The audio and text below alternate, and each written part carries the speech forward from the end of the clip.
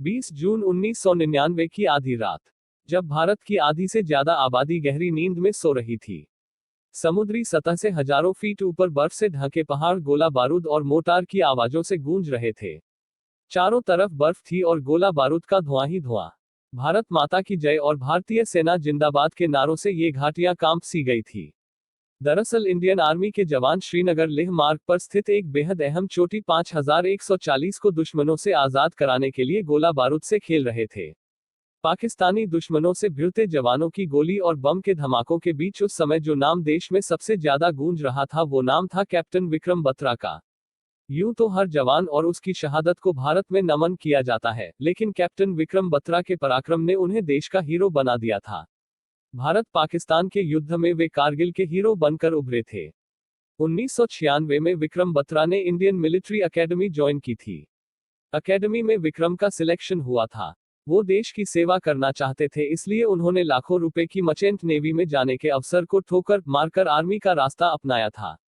इतना ही नहीं, उन्होंने अपने प्यार को इस देशभक्ति में आड़े नहीं आने दिया।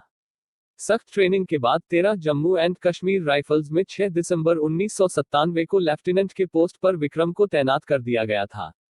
पाकिस्तान से हुए कारगिल वॉर में 1 जून 1999 को उनकी टुकड़ी को हम्प व राकी नाब जैसे ठिकानों को जीतने की जिम्मेदारी सौंपी गई। विक्रम और उनकी टीम ने ये दोनों ही ठिकानों को हासिल करने में कामयाबी हासिल कर ली। इसके बाद विक्रम को कैप्टन बना दिया गया। फिर उन्हें श्रीनगर लेह मार्ग के ठीक ऊपर सबसे महत्वपूर्ण 5140 चोटी को पाक सेना से आजाद करवाने का मिशन सौंपा गया।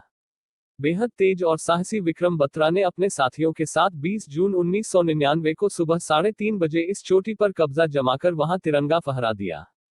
विक्रम का पराक्रम और साहस को देखकर भारतीय सेना को भरोसा हो गया कि यह जवान पूरे पाकिस्तान में हंगामा मचा देगा।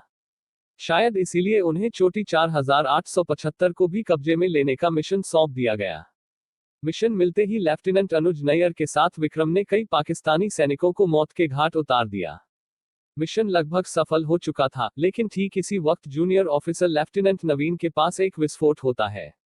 इस धमाके में नवीन के दोनों पैर बुरी तरह जख्मी हो जाते हैं।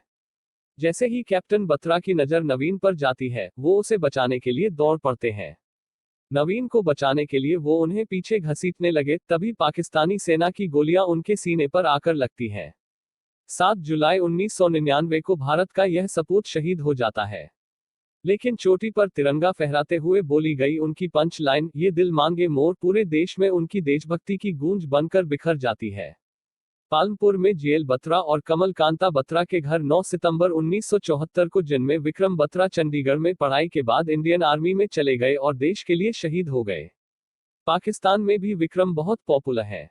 पाकिस्तानी आर्मी उन्हें शेरशाह कहा करती थी। विक्रम बत्रा जब दुश्मनों पर टूटते थे तो साथी सैनिकों से कहा करते थे, तुम हट जाओ, तुम्हारे बीवी बच्चे हैं। कारगिल वॉर